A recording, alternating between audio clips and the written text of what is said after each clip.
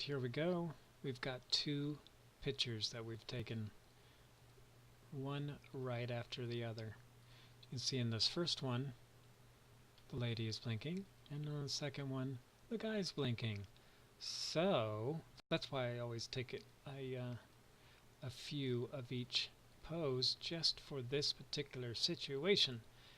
So what I have to decide is which one do I want to make my super good one, and I'm actually going to choose this one because it looks like the baby's a bit more in focus, a little sharper. So what we need to do is grab some eyeballs for this guy. We have eyeballs right here. Woo! So all we're going to do is grab our lasso tool, which is right there, or you can press L as a shortcut on your keyboard, and I'm just going to draw a generous ring around the eyeball area there. And I say generous because I don't want to go too far. I'd rather go wider and erase in than not have enough. And I feather it about 5 pixels. So depending on the resolution of your picture, if you have a lower resolution, you can do less pixels for the same effect. Okay, so I'm doing that, and now I can copy that image by just hitting Control C, which I did on my keyboard just now, and then I'm going to go to my image that I want to make awesome sauce and hit Control V, and that pastes that guy over. Okay, so I'll take my move tool, which is a shortcut of V, and move that into place. Now just that short little thing already looks pretty awesome, but we got to do a little bit of touch up on that just to make it perfect. So I'm going to zoom into 100% here. Okay, and with my V I'm going to move this around.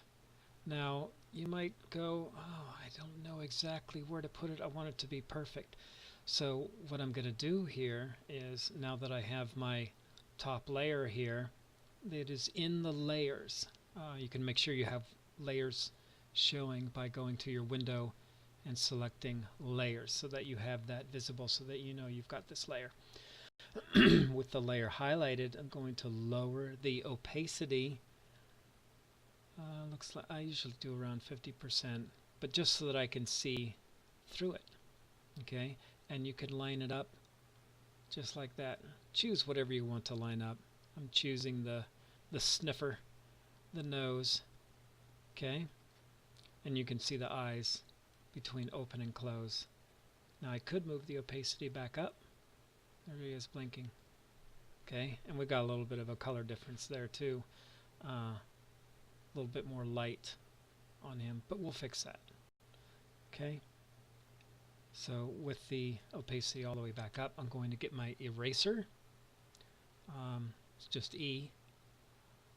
And I'm going to choose a little bit larger size. Good. Opacity 100. And I'm going to use a soft edge brush. Okay, just like that. Oh, ruined my size. Okay, just like that. I'm going to start erasing away what I don't need.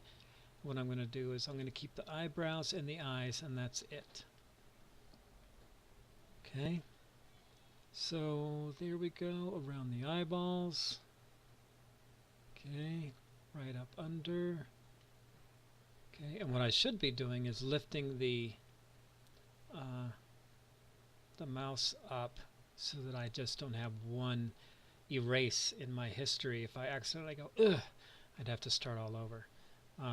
But that's okay. So it's better to do a little bit at a time, lift up. That way you create a history and you can go back if you need to. I always go into settings and I set my history states as high as it can go, which is 999.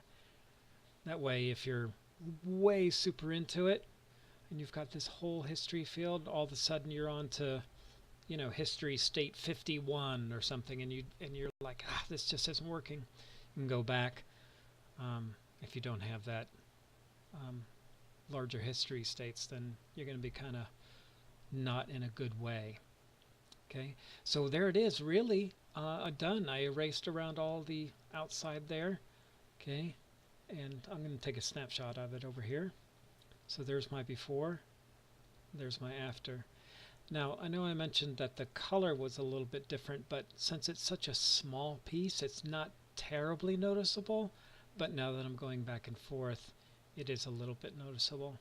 So I'm just going to, since my top layer is still selected, all I'm going to do is probably just do brightness down a hair. And, oh, geez, Merry Christmas. Perfect. I just bumped it and it worked out good. -5. That looks great. It looks like the original image for real. So there we go. Now before we save it, we want to go to Layer and flatten the image. That'll bring it back into one piece. And there we go. Perfect. Very nice. File. Save as. And I'm just going to save it over that 1377. And giddy up. Okay, now since we've got this and we've got this one over here, we could, of course her head is turned a little bit differently. Okay, see how it's turned just a little bit. We'll end it right there, but that's how you're going to make two pictures into one good picture. Thanks for watching. Like and subscribe.